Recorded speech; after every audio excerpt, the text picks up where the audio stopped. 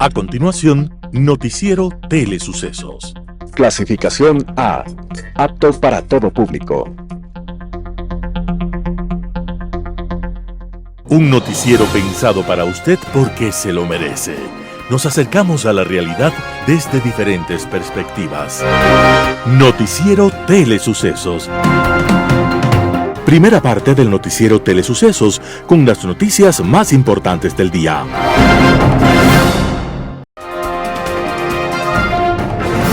Un día como hoy. Cuenta la historia y la literatura que los vecinos de Fuente Ovejuna en Córdoba se levantaron todos a una contra el comendador Fernán Gómez. Esto sucedió un día como hoy, 23 de abril de 1476. Y también en esta fecha, pero en el calendario juliano, estaban haciendo aquel personaje que hizo del teatro la más alta representación de la poesía y del drama humano. Se llamaba William Shakespeare. Y un día como hoy, también fue sepultado el más grande exponente de las letras españolas de todos los tiempos, don Miguel de Cervantes Saavedra, el creador de aquella figura inmortal del Quijote de la Mancha. Desde entonces, millones de personas en el mundo han vivido los mejores momentos de lectura, en medio de Romeo y Julieta, Macbeth, El Rey Lear o el mismo Quijote de la Mancha y las novelas ejemplares. La literatura mundial no podría estar completa sin Shakespeare o Cervantes. Estos dos personajes hicieron del lenguaje, inglés en el primer caso y español en el segundo, la más bella expresión de la inteligencia humana. En Hamlet, Shakespeare decía: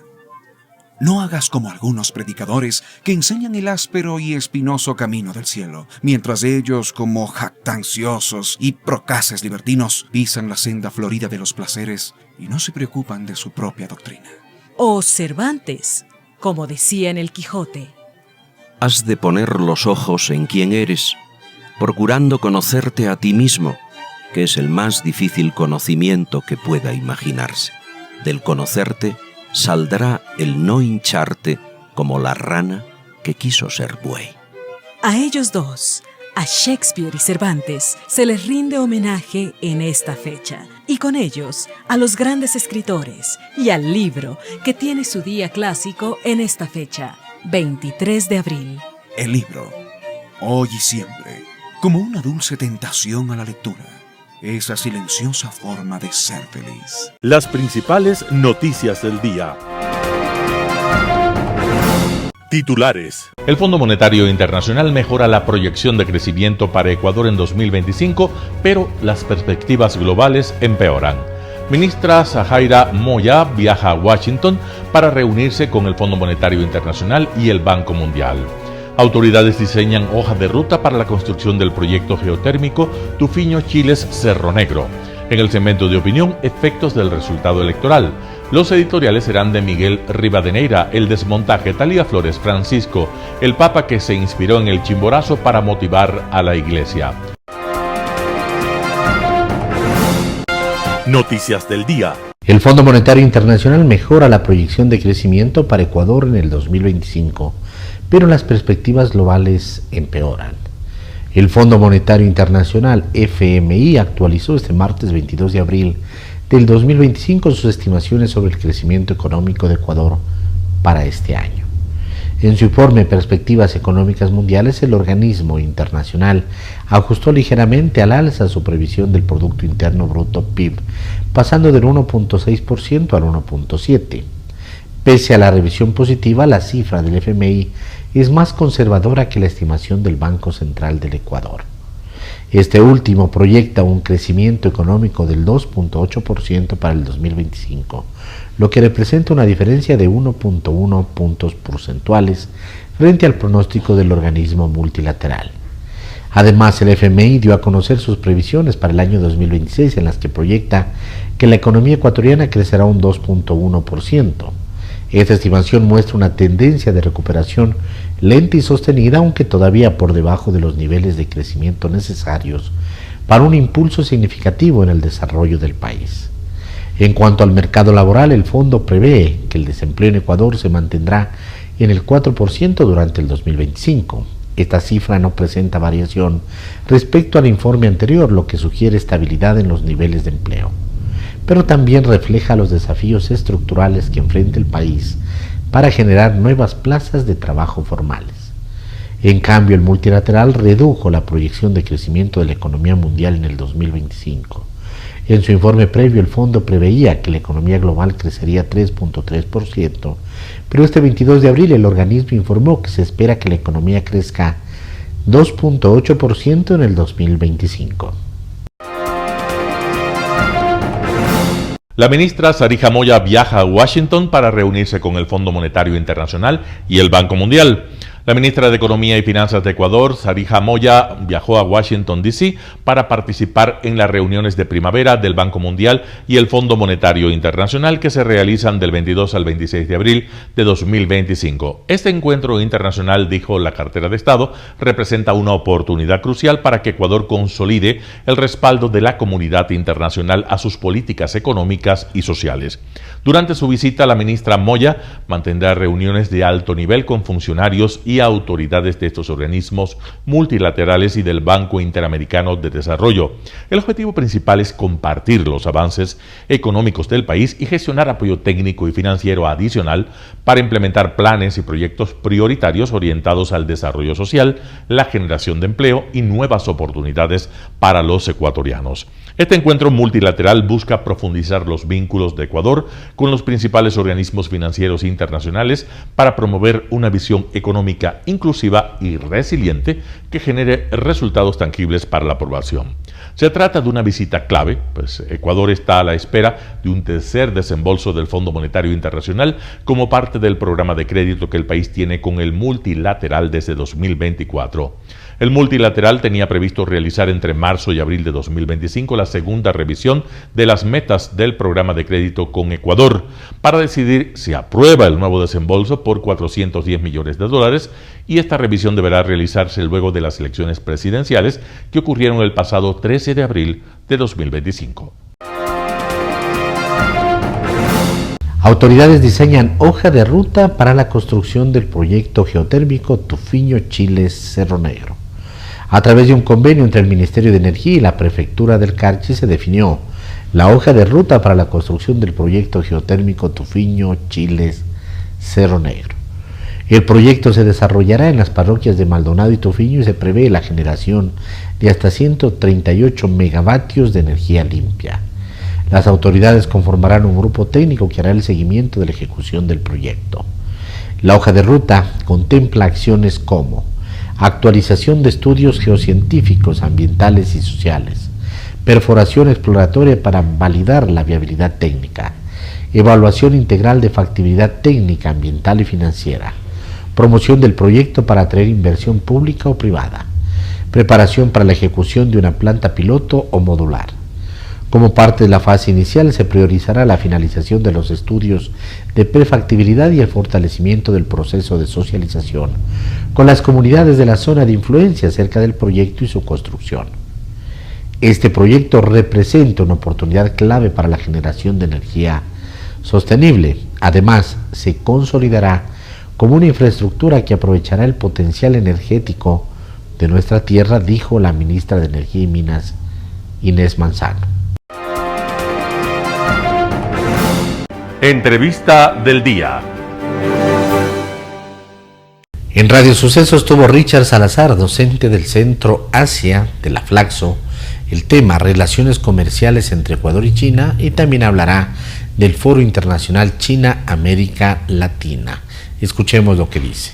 Bueno, la relación de Ecuador con China ha sido enormemente creciente a partir del año 2008-2009. Fue un crecimiento exponencial de la presencia china y eso evidentemente hizo que tengamos una altísima inversión en obras de infraestructura, en préstamos para estas obras, así como para también cuestiones de negocios. No obstante, esa ha sido una relación que ha terminado siendo un poco polémica, en algunos casos ha sido crítica porque ahora el Ecuador tiene una deuda sumamente alta, es el tercer país de América Latina más endeudado con China Y eso nos hizo tener condiciones además muy preocupantes porque tuvimos que acudir a una preventa petrolera, lo cual nos hizo perder oportunidad de vender a mejores precios en años posteriores el petróleo, por lo cual ha sido una relación, como digo, polémica. Por un lado es una gran oportunidad y por otro lado tiene también cuestiones preocupantes.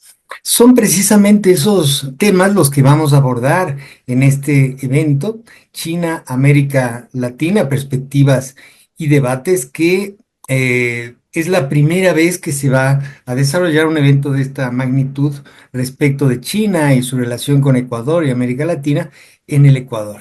En otros países como México, como Brasil, ha habido congresos similares a este, pero en Ecuador es la primera vez que esto se va a realizar.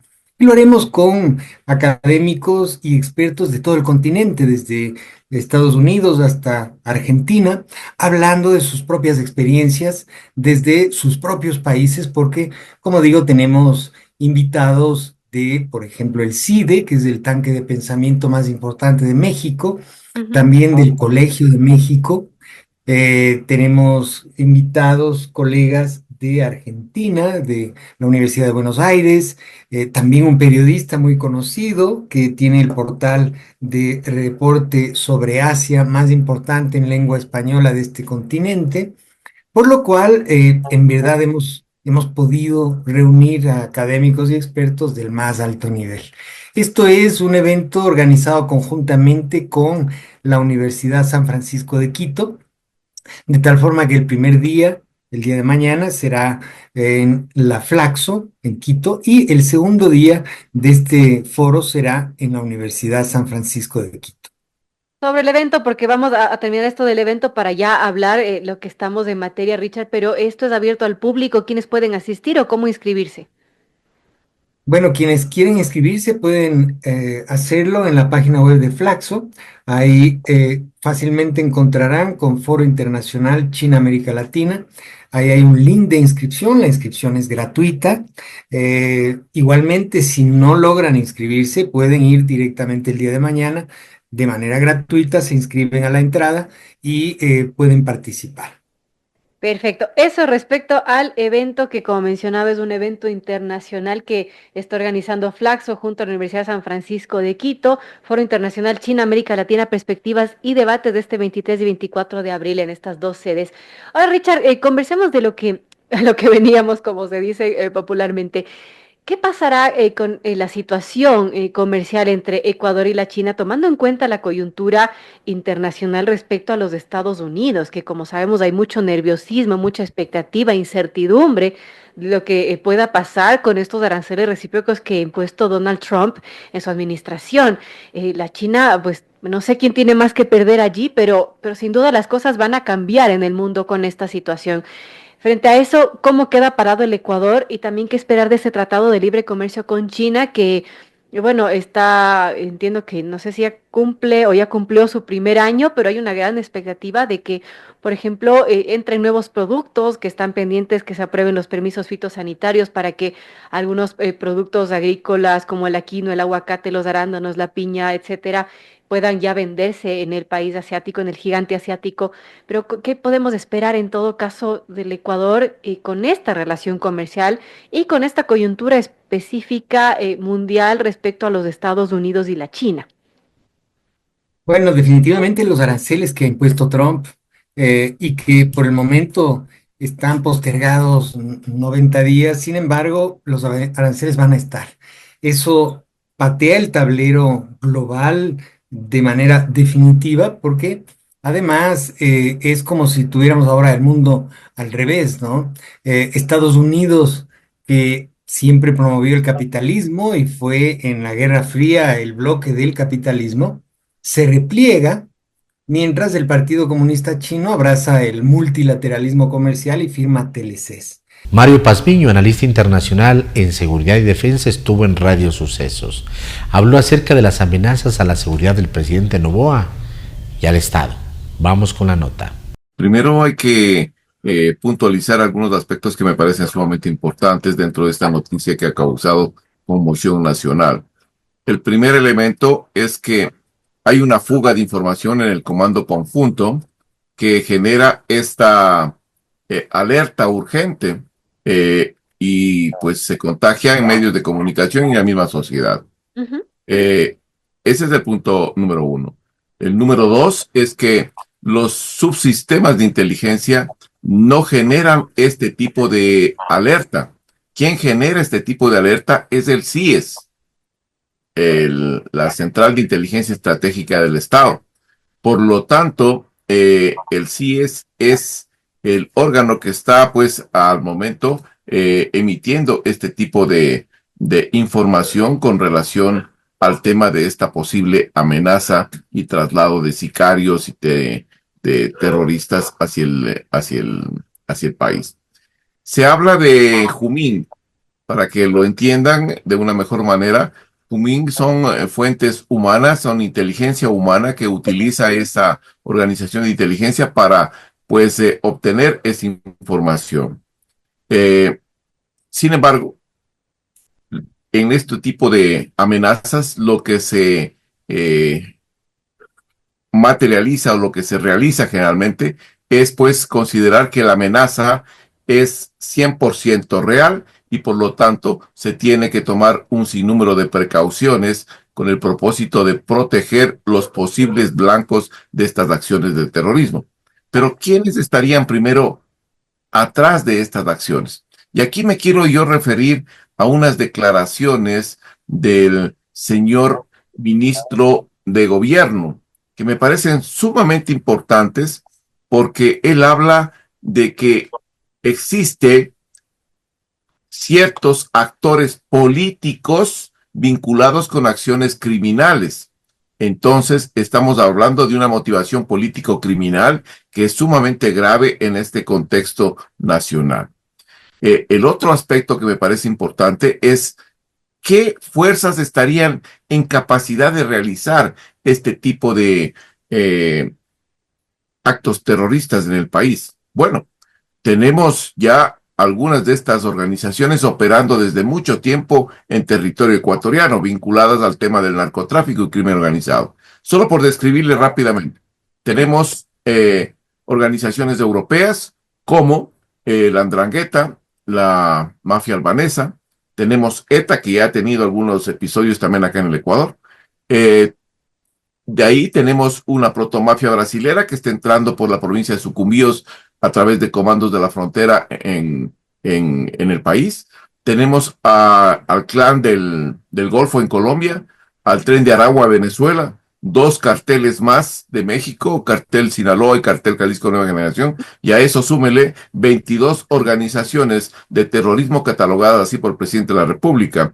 Entonces tenemos un cóctel bastante grande y bastante interesante de actores generadores de violencia que tienen la capacidad de realizar estos actos de terrorismo urbano y atentar contra la vida no solo del presidente de la República, sino también contra todo su gabinete.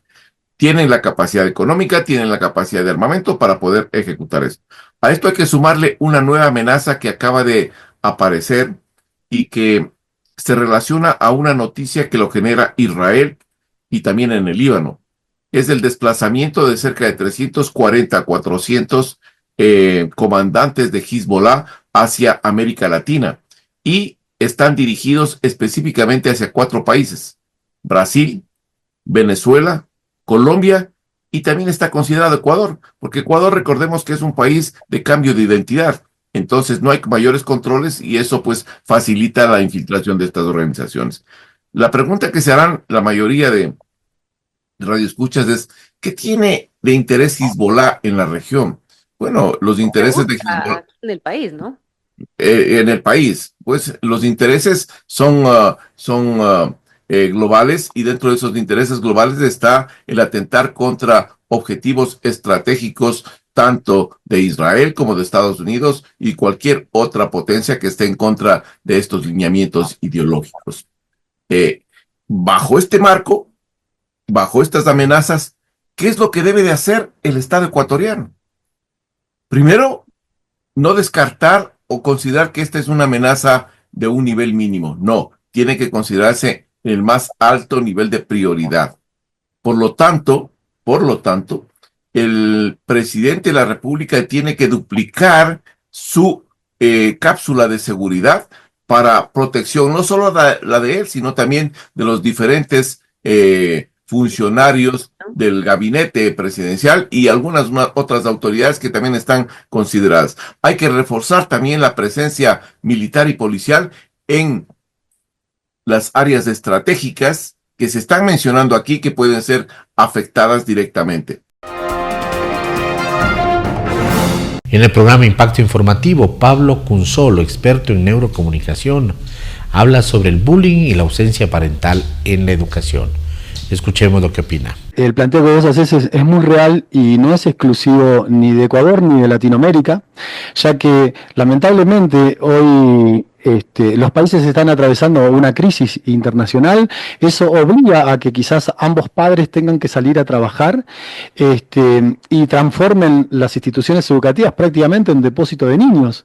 No porque así lo quieran o porque no tengan responsabilidad, sino porque simplemente no existe ni el tiempo ni la disponibilidad para poder ocuparse de sus hijos tal como se podía hacer quizás hace 20 o 30 años, ¿no? Centros educativos, escuelas, colegios, guarderías. Exactamente, en donde en este caso, si nosotros hacemos un poquito de memoria nada más, hace muy pocos años atrás, los padres acompañaban en cierta medida la educación de sus hijos, era una cuestión tripartita, ¿no? Institución educativa, hijos y padres, en donde este trajín diario vertiginoso, en donde la cantidad de cambios que hay hoy en día y evolución que hay en todo aspecto, hace de que nosotros no tengamos la capacidad para poder adaptarnos a esos cambios. Y bueno, al estar en esta crisis permanente, quien paga los platos rotos en este caso son los jóvenes, ¿no? Y ¿cómo se marca esta ausencia parental en la crianza? ¿Hay severos problemas de comunicación entre padres e hijos? Mira, lo que sí es cierto que en los estudios, cada vez que hay un conflicto familiar, siempre es por un problema de comunicación, siempre, sin excepción. Es porque en algún momento cuando alguna de las partes quiso hablar, la otra no escuchó, y ahí se rompió la comunicación, o porque se dijo algo que lastimó profundamente y ahí se cortó la comunicación, o porque simplemente si yo te hablo a ti y tú no me escuchas, voy a decidir dejar de hablarte porque ¿para qué te voy a escuchar? Entonces, ahí es donde de pronto, en la medida que los niños van creciendo, se van dando cuenta que ojo, los padres no son culpables, vuelvo a insistir, pero tienen tantos problemas grandes que cumplir que lamentablemente los niños quedan huérfanos en escucha, y la escucha es una de las situaciones contenedoras. O sea, no es que la comunicación tenemos que hablar de que los padres le tienen que hablar a sus hijos, sino todo lo contrario. Los padres tienen que aprender a escuchar a sus hijos, porque hoy que son niños, quizás no es un problema importante. Quizás puede ser un lápiz que se rompió, algún compañerito que me molestó y nada. Pero el día de mañana puede ser bullying y problemas de drogas o un montón de cosas. Y ya vamos al bullying. Pero esto que estoy sosteniendo en mi mano, el celular, sí. Esto que de alguna manera significa la tecnología, ¿esto no ha venido a agravar las relaciones entre padres e hijos? Porque tú tienes a veces en la mesa a uno de los dos con el celular, o los dos, que es peor. Exacto. Sí, sí. El celular es un recurso. Y todo recurso puede ser bien utilizado o muy mal utilizado, ¿no? O sea, gracias a Dios, gracias al celular nos permite poder comunicarnos en tiempo real con personas de otros países a muy bajo costo. Así que nos acerca a aquellas personas que están lejos, pero ahí viene la parte mala. Maravilla por eso, sí, ¿no? Claro. Pero ahí viene la parte mala. Nos aleja de las personas que tenemos cerca. Claro, ¿no? Porque estamos tan atentos a lo que hay en las redes sociales, a lo que sale en WhatsApp y todo, que nos encontramos con una familia que quizás está sentada en la mesa. Hace algunos años quizás hasta podrían compartir un programa de televisión o un programa de radio, sí. Pero hoy anda cada uno en la suya, en su red social, y se corta toda comunicación. De hecho, cuando uno plantea una conversación en un almuerzo, una cena, es como que el resto se siente incómodo, ¿no? Se ha perdido eso. Pero a veces sucede que los propios padres le dan un dispositivo a sus hijos y a veces muy pequeños, ¿no? Sí. Toma, entretén, no me molestes. Sí. Un poco... En Argentina se llama el chupete electrónico. Mira. ¿No? No sé cómo se llama acá, si es lo mismo, pero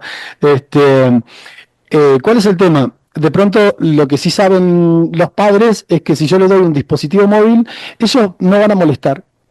Pero, sin embargo, todos los contenidos que hay hoy en día, todos sin excepción, son contenidos de alto contenido audiovisual, que es tan estimulante para el cerebro de un niño o un adolescente que genera una adicción, tal y cual como si fuera una droga o el alcohol. Y eso es lo que no se ve. Lo que no se ve hoy en día es que la gran mayoría de adolescentes hoy son adictos a los dispositivos móviles. Y eso los hace completamente ausentes del entorno directo que tienen. Un panorama de noticias para su estatura intelectual.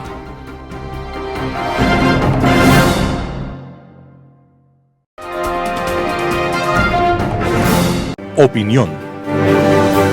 Estimados amigos y amigas, gracias por estar con nosotros en este programa de Telesucesos. Hoy vamos a hacer un comentario que tiene que ver con la política, pero con una serie de implicaciones para la economía que son enormemente importantes. Y esta noticia política es que el presidente Noboa ha sido elegido 4 años más para ocupar la presidencia de la República. Esto es enormemente positivo. Ecuador vive un momento de tranquilidad con respecto a esta noticia y a estos resultados.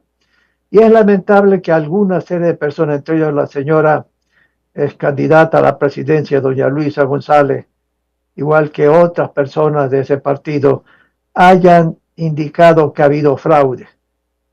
Sencillamente, lamentablemente, eso no es así. El triunfo del señor Noboa, la victoria del presidente Noboa es contundente. 1.100.000 votos de diferencia, extraordinario, 11 a 12% de diferencia. Pero ya alguna serie de personas también ligadas a ese partido político, como el alcalde de Guayaquil, por ejemplo, como la prefecta provincial del Guayas también, y otras personas más, han indicado que aceptan y reconocen el triunfo del presidente Noboa y la derrota del correísmo. Y es lamentable también como a nivel internacional el presidente de Colombia y la señora presidenta de México, y lo digo con todo el respeto a estos personajes, duden de la legitimidad del triunfo del presidente Noboa. Y hoy, vuelvo a repetir, se respira aires diferentes. ¿Por qué? Había la enorme preocupación, ya no solamente de los agentes económicos, nacionales e internacionales, empresarios privados, industriales, agricultores, banqueros, a nivel nacional e internacional, y los organismos internacionales de financiamiento como el Fondo Monetario, el Banco Mundial, el Banco Interamericano. ¿Por qué? Por el programa de gobierno que tenía el correísmo y que tenía la señora doña Luisa González, lo digo respetuosamente a esta distinguida dama ecuatoriana, que intentaban llevar a cabo una serie de acciones que iban a destruir la economía ecuatoriana, iban a destruir la paz, la tranquilidad, iban a dar viada mucho más al narcotráfico, a los asesinatos, etcétera. Iban a implementar un modelo parecido al de Venezuela, al de Nicaragua, y eso fue derrotado. Ese gobierno, si hubiese triunfado, iban a desdolarizar la economía. No lo digo yo, lo han dicho varias personas, entre ellas la propia señora doña Luisa, el presidente Correa, líder de ese partido político, el señor candidato a la vicepresidenta, el señor Borja, o una serie de asambleístas que pertenecen a ese partido político. Lo han declarado y lo declararon. Entonces, el sistema monetario de la situación, como siempre hemos dicho en este programa, sencillamente ha cumplido bien sus funciones en 25 años de existencia. Y con el señor Noboa, eso se va a fortalecer en buena hora. Los depositantes estaban preocupados, los ecuatorianos, hombres y mujeres que tienen sus ahorros en la banca, en la cooperativa, hoy ya no tienen esa preocupación. Pero había la preocupación enorme. Pero también, desde el punto de vista político, el esquema era sencillamente de quedarse, si ganaban ellos, hablo de los correístas, quedarse en el poder 20, 30 años, quitarle la libertad, meter preso una serie de gente que podía estar en desacuerdo con ellos, como ya pasó pues en el gobierno del señor Correa, en 10 años que estuvieron en el poder. Amigo, eso es positivo. Y es positivo. Ya el riesgo país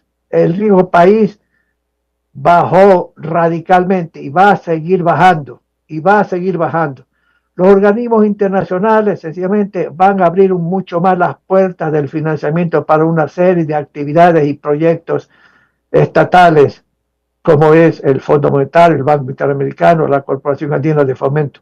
Van a dar más crédito al Ecuador en condiciones muy adecuadas. De tal manera que, estimados amigos, es enormemente positivo esa noticia política y eso le conviene a la economía. Ahora, el presidente Noboa, con este nuevo triunfo, sencillamente tiene que empujar, tiene que comenzar a crear condiciones para hacer una mayoría en la Asamblea. Y ya el presidente ha dicho que ya tiene 70 votos en la Asamblea Nacional y que cree que va a obtener mucho más para tener la mayoría suficiente para enviar proyectos de ley que son necesarios. Hay que cambiar la constitución actual y eso está de acuerdo el presidente. Hay que eliminar una serie de instituciones que no tienen sentido, como el Consejo de Participación Ciudadana y Control Social, el Consejo de la Judicatura, por ejemplo, y otros más. Hay que dar autonomía a la Fiscalía, que ha hecho un trabajo extraordinario, apoyado por el presidente y por el gobierno actual. Pero también se necesita una reforma económica, porque hay que crear condiciones adecuadas a través del marco legal que están esperando los empresarios privados nacionales e internacionales para invertir más. ¿En qué? En petróleo, en minería, en el sector eléctrico, que son los sectores que están esperando la inversión para crecer aceleradamente y que crezca mucho más el Ecuador y crear mucho más empleo. Vamos a estar en el futuro en estos programas, se sigue indicando las reformas que el presidente debe hacer y que se necesitan hacer. Y el presidente está consciente de las reformas que se necesitan en el país. ¿Para qué? Sencillamente para hacer crecer la economía. La economía tiene que crecer mucho más. Ya no puede seguir estancada o no puede seguirse reduciendo el tamaño de la economía ecuatoriana. Ya no más. Y eso lo tiene presente el señor presidente. En buena hora hay que apoyar al presidente en su nueva gestión. Y vamos a hacer comentarios sobre aquellas reformas que requiere que lleve a cabo el presidente y que tiene que ser con los colaboradores de la Asamblea Nacional para crear las condiciones de progreso, de paz, de tranquilidad, de libertad y de crecimiento del ingreso por habitante en el Ecuador. Amigos y amigos, gracias por estar con nosotros. Nos veremos la próxima semana. Editorial. El desmontaje, artículo de Miguel Rivadeneira publicado en Diario El Universo. Llanto sobre el difunto y sin demora. El contundente triunfo del presidente necesita complemento de manera urgente para desmontar el actual esquema perverso instalado con la nefasta Constitución de Montecristi del 2008. Sin ello, asumirán las administraciones con iguales reglas de juego y amenazados y atrapados con el mismo sistema de las 5 funciones del Estado y una serie de limitaciones para el desarrollo nacional. Ya les ha ocurrido a otros expresidentes. La legalidad y la legitimidad que otorga el amplio triunfo con una diferencia de 1.200.000 votos solo es cuestionado por el prófugo de la justicia y su candidata, que repite la tesis que le imponen, a pesar de que hace 2 años, habiendo perdido con 3 puntos con el mismo candidato, reconoció su derrota y hasta ofreció colaborar. Hoy se resisten a reconocer pese a la amplia derrota. Si han denunciado presuntas irregularidades, que fundamenten y sustenten sus cuestionamientos en las apelaciones que les ampara la ley. Los observadores de organismos internacionales emitieron sus informes sin registrar estas novedades, aunque sí señalaron sobre el desarrollo de la campaña, que es otra cosa. Se han sumado a esta actitud el dictador de Venezuela, que no tiene calidad moral porque él sí le robó descaradamente al presidente electo de ese país, Edmundo González, el trasnochado presidente de Colombia, al que le han desmentido tajantemente delegados de su mismo país que vinieron de observadores a los comicios, y la presidenta de México, que protege a delincuentes y aboga por la salida de las cárceles de condenados por corrupción. Más allá de estas acciones aisladas, el presidente está llamado a liderar y avanzar rápidamente en la propuesta y las reglas para introducir los cambios estructurales necesarios a fin de viabilizar la reforma política y constitucional. El mecanismo y los contenidos deben ilustrar y aportar juristas y constitucionalistas serios que sí hay en el país y que deben comprometerse con los cambios. ¿Cómo puede mantenerse, por ejemplo, ese nefasto Consejo de Participación Ciudadana y Control Social, que solo ha servido para tomarse los organismos de control y la justicia, como se ha evidenciado con recientes pruebas al intentar agarrar lo que puedan de los cargos en la fallida toma de la Superintendencia de Bancos y mecanismos fundamentales como el lavado de activos? ¿Cómo puede soportarse con los hechos ocurridos en el Consejo de Participación y Control Social que haya habido 2 contralores del Estado llamados a auditar y proteger los recursos públicos que pertenecen a los ecuatorianos, que hayan ido a la cárcel por corruptos? El primero, designado con un puntaje de 100 sobre 100 en el gobierno de la Revolución Ciudadana, que durante 10 años tapó y se benefició de la corrupción, y hoy paga una condena de 10 años en una cárcel de Miami por lavado de activos. El segundo, junto a su hermano y otros más, según la sentencia de primera instancia, fue condenado a 13 años de prisión y fue a la cárcel. ¿Cómo puede mantenerse el Consejo de Participación y Control Social, que ha ido de escándalo tras escándalo y destituciones periódicas, luego de los últimos hechos descubiertos durante la investigación penal por el caso Ligados, en donde se evidencian las pruebas de cómo un organismo con el título de ciudadano era asaltado para tomarse descaradamente los organismos de control? Artículo de Miguel Rivadeneira, publicado en Diario El Universo. Francisco, el papa que se inspiró en el Chimborazo para motivar a la iglesia. Talia Flores, primicias. Jesuita y argentino, el Papa Francisco no fue solo el primer pontífice de esa congregación, sino el primero no europeo en 1300 años. Murió el 21 de abril de 2025 a los 88 años en su residencia de la Casa Santa Marta, un día después de desear una feliz Pascua a los feligreses reunidos en el Vaticano y, sobreponiéndose a su condición de salud, recorrer entre la multitud para saludar y bendecir desde el Papa Móvil. La noticia de su fallecimiento, producido a las 7:30 de la mañana, hora de Roma, dio la vuelta al mundo y modificó las agendas de los líderes de todos los continentes y conmovió a los pobres, a quienes tuvo siempre en primera línea de defensa a lo largo de sus 12 años de pontificado. Mario Bergoglio tenía 76 años cuando el cónclave cardenalicio lo eligió el 13 de marzo de 2013. Adoptó el nombre de Francisco en memoria de San Francisco de Asís, conocido como el Santo de los Pobres. Llegado el fin del mundo, el Papa tiró por la borda las rigideces palaciegas al pedir que el anillo pastoral fuera de bronce y no de oro, usar zapatos sencillos y utilizar un sillón tapizado de blanco y no el trono de oro de los papas. Sus reformas disruptivas enfrentaron una fuerte resistencia dentro de sectores radicales del catolicismo y de fuerzas políticas externas. Por hablar de justicia social le dijeron que era de izquierda, pero él se mantuvo junto a los más pobres y necesitados y también defendió siempre a los migrantes. Una y otra vez repetía que en la iglesia nadie sobra, hay espacio para todos. Siendo el más humano de todos, los dolores del mundo le conmovían. Un día, en Naciones Unidas, discutió el derecho del medio ambiente y publicó 2 encíclicas instando a la acción de las negociaciones de la ONU sobre el cambio climático que sabía afectaba al planeta de forma cruenta. Algunos sectores expresaron malestar, la mayoría le agradeció. Desde que comenzó su pontificado en una tarea urdida con esfuerzo y persistencia, Francisco construyó puentes tratando de trabajar con todas las religiones y confesiones. La encíclica Fratelli Tutti, forjada para recomponer el mundo en instantes que la humanidad parece no atinar por dónde ir, fue un hito.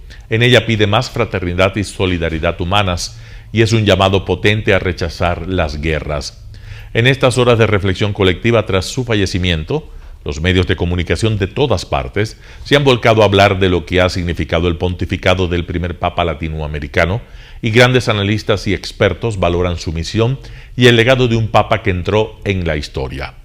Los ojos del mundo no se despegan del Vaticano, donde los ritos y solemnidades tras la muerte del pontífice han llevado a declararse de vacante y puesto en vigencia el llamado interregno, que va desde que fallece el Papa hasta que se elige el sucesor, por lo que el gobierno provisional de la Iglesia ha pasado a manos del camarlengo, en este caso el cardenal estadounidense Kevin Joseph Farrell, mientras que la organización del cónclave ha recaído en el decano del Colegio Cardenalicio, el italiano Giovanni Battista Re, que ha comenzado su tarea.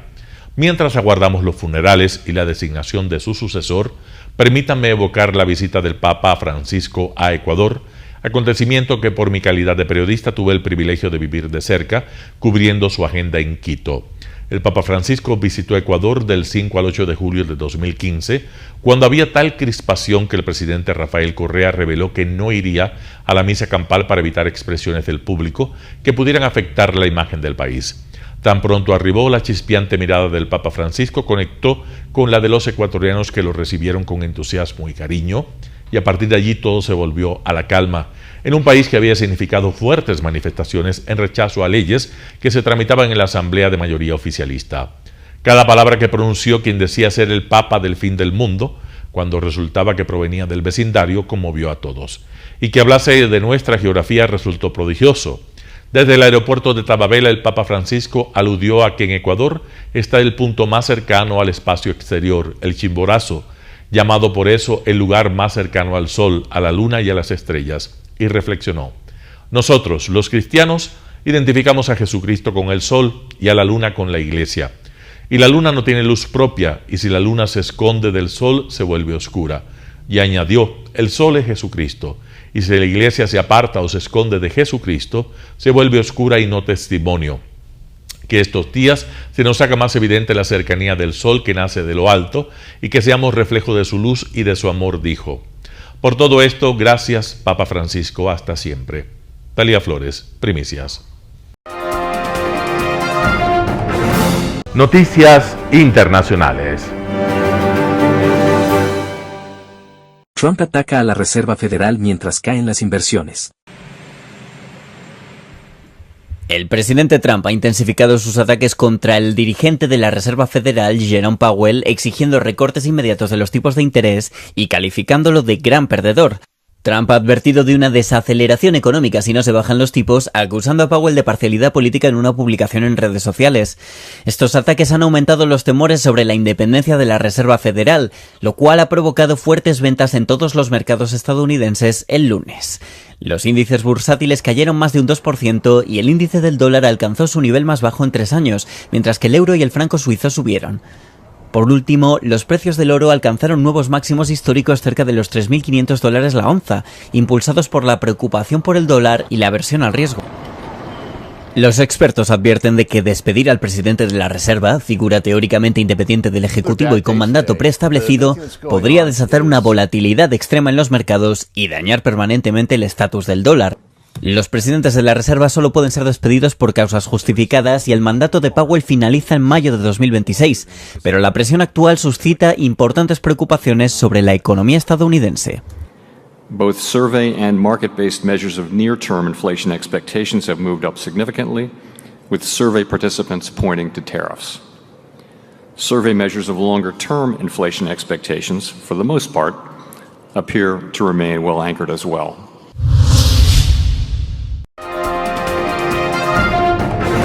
Putin, abierto a conversaciones directas con Ucrania mientras aumenta la presión internacional. El presidente ruso Vladimir Putin ha expresado por primera vez en meses su disposición a mantener conversaciones directas con Ucrania. Esto marca un posible movimiento diplomático a medida que aumenta la presión de Estados Unidos para que ambas partes lleguen a un acuerdo de alto el fuego. En declaraciones a los medios estatales rusos, Putin ha afirmado que Moscú está abierto a discutir con Kiev la posibilidad de detener los ataques contra las infraestructuras civiles. El presidente ucraniano, Volodymyr Zelensky, también se ha mostrado dispuesto al diálogo y ha propuesto un alto el fuego de 30 días para poner fin a los ataques contra la población civil, aunque Rusia aún no ha aceptado esta oferta. Las conversaciones se intensifican tras las amenazas de Donald Trump para que se aceleren los pactos entre ambas naciones.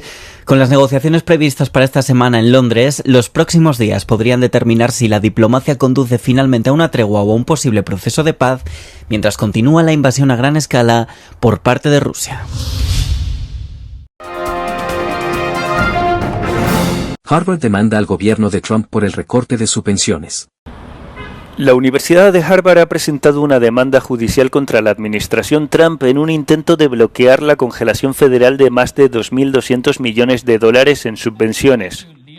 Harvard toma medidas legales después de haberse negado a cumplir con una serie de exigencias de la administración que la propia universidad considera como un intento de coacción y control que atenta contra la libertad académica e incumple leyes federales. La Casa Blanca envió este mes una carta a Harvard en la que pedía reformas que incluían cambios en la dirección de la universidad y en las políticas de admisión, así como una auditoría de sus iniciativas en materia de diversidad. La administración también instó a la universidad a revocar el reconocimiento de varias organizaciones estudiantiles. Después de que el presidente de Harvard rechazara públicamente las exigencias, el gobierno federal respondió congelando la financiación de subvenciones a la universidad. Harvard afirma que las exigencias y ataques de la administración Trump no solo son una amenaza para la propia institución, sino para la autonomía que el Tribunal Supremo ha concedido durante mucho tiempo a las universidades estadounidenses.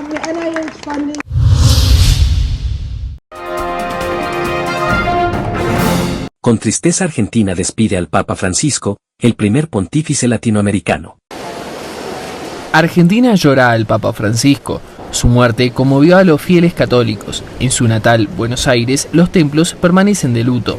Nos deja un profundo vacío que el Papa Bergoglio, el Papa Francisco, nos deje en el mundo. La Catedral Metropolitana de la capital argentina es uno de los puntos de los homenajes, que se replican a lo largo y ancho de todo el país. Era alguien muy lindo como persona y era nuestro Papa. El Papa Francisco prácticamente disolvió la última monarquía absolutista que había en Europa, que era la del Vaticano. Las reformas que hizo para dentro del Vaticano van a salir a la luz ahora con este cónclave, pero además van a verse durante muchos años en el futuro. Transformó la Iglesia Católica en 13 años. Mientras estuvo a cargo de la Iglesia de Buenos Aires, se destacó por su estilo de vida austero. Viajaba en transporte público, visitaba con frecuencia los barrios más vulnerables de la ciudad y mantenía un fuerte compromiso con los sectores más desfavorecidos. En el barrio de Flores, al suroeste de la capital argentina, un lugar especial para el Papa. Los habitantes también le han rendido tributo. Muchos años dio mucha esperanza para la gente humilde. A los 17 años, Jorge Mario Bergoglio decidió que iba a consagrar su vida a Dios en este barrio de clase trabajadora, donde vivió su infancia y adolescencia. Durante 12 años, los argentinos esperaron que el denominado Papa argentino regresara a su país en una visita oficial, algo que nunca ocurrió. El turbulento escenario político que en los últimos 10 años ha pasado entre gobiernos de derecha y progresistas habrían evitado que Francisco regresara a su tierra. El arzobispado de la ciudad de Buenos Aires ha comunicado estar transitando un estado de orfandad tras la muerte de Francisco y le ha pedido a sus fieles rezar en su nombre. Por su parte, el presidente argentino, Javier Milei, cuyo gobierno anunció 7 días de duelo a nivel nacional, dijo en la red social X que fue un honor haber conocido en primera persona al Papa a pesar de sus pequeñas diferencias. Recordemos que en el pasado lo había llamado como el maligno en la tierra. Por su parte, la expresidenta argentina, Cristina Fernández de Kirchner, practicante de la religión católica, dijo que Francisco le había dado un rostro más humano a la Iglesia Católica y señaló que desde hoy la tristeza es infinita. Mientras tanto, aquí junto a la Catedral de la Ciudad de Buenos Aires, cientos de fieles se acercan a rendir homenaje al Sumo Pontífice. Sin embargo, una pregunta sobrevuela el ambiente. ¿Por qué Francisco nunca regresó a su país de origen como líder espiritual de la Iglesia Católica. Leandro Lutzky, Ciudad de Buenos Aires, Euronews.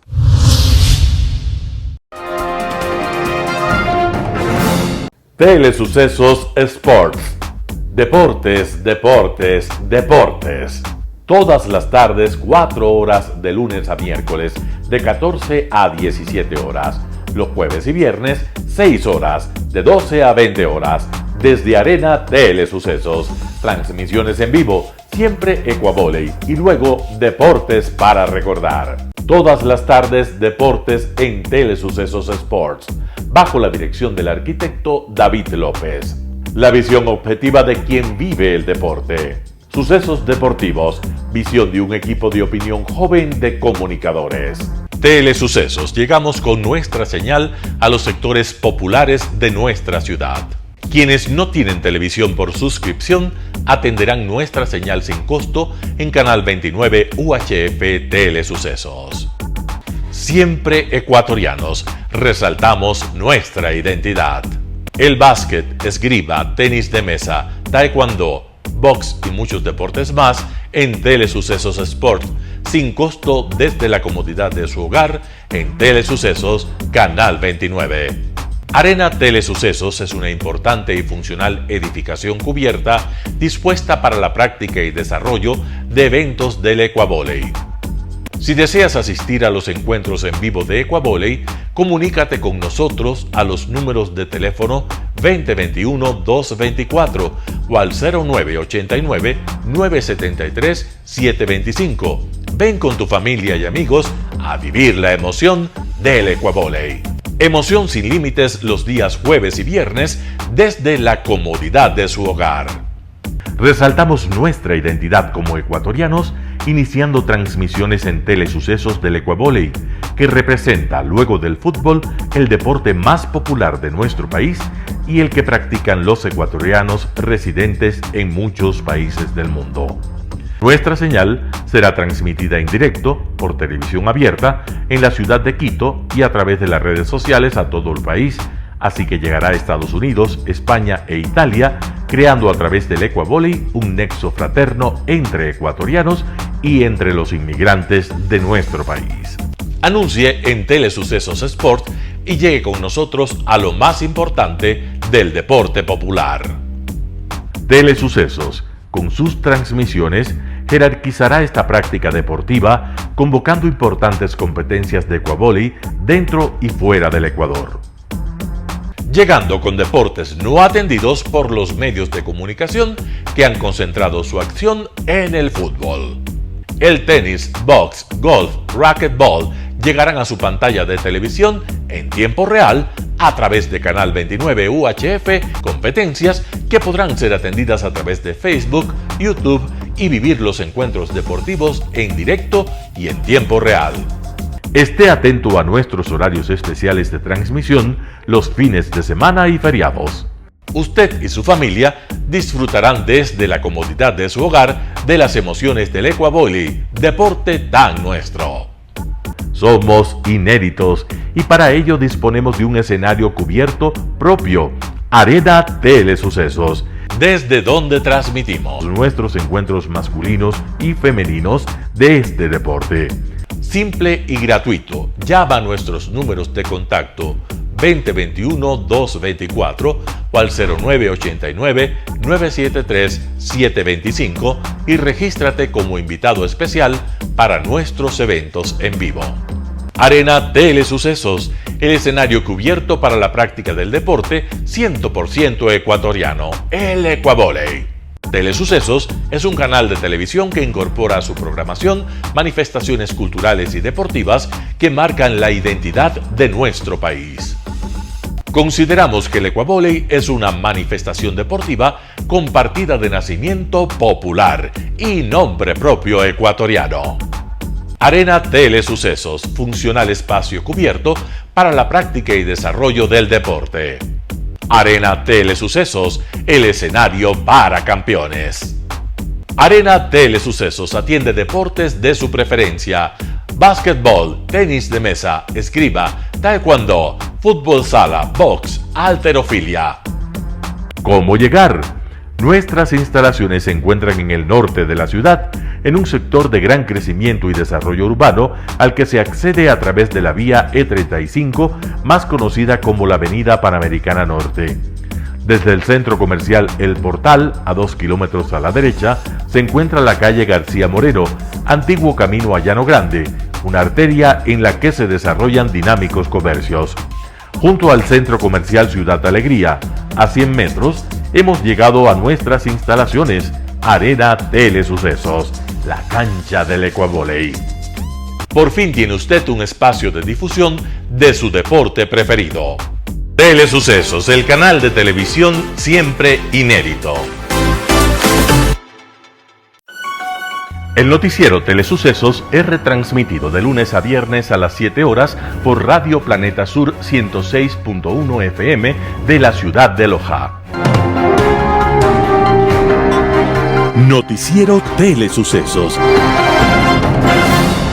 Las opiniones vertidas en este espacio por la producción y dirección del programa son de exclusiva responsabilidad de sus autores y de quienes intervienen en ellos.